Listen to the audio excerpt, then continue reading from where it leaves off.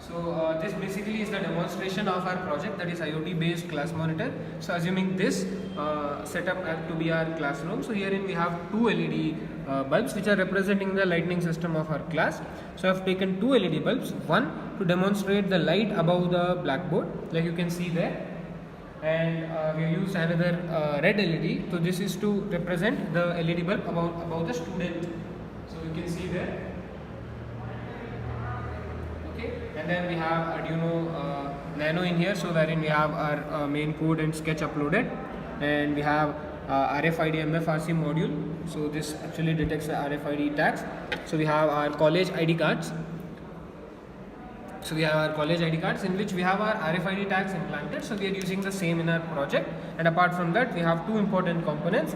These are ultrasonic sensors. So why are we using this? Because these will let us know the distance from a point to an obstacle. Now assuming these are set from let's say 75 centimeters from the ground. Now any obstacle comes in between, the distance becomes any less than 75 centimeters. So in that case, the light will be glowing.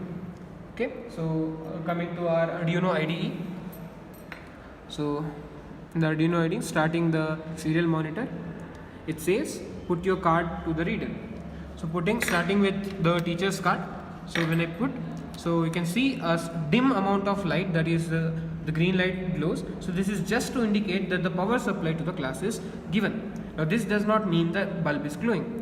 Okay, so even if the teacher is not there, now when the teacher goes out again, you can see in the serial monitor it says exit code teacher. So when the teacher had entered, it says authorized access, and the name is Mr. Arduino, and the subject, let's say, is Arduino.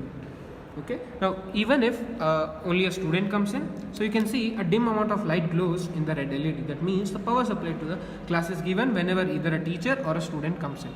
Now you can see when the student has come in, it says authorized access, and the name is student 1. Now if both of them are in the class, so now you can see both the lights are glowing with dim amount of light.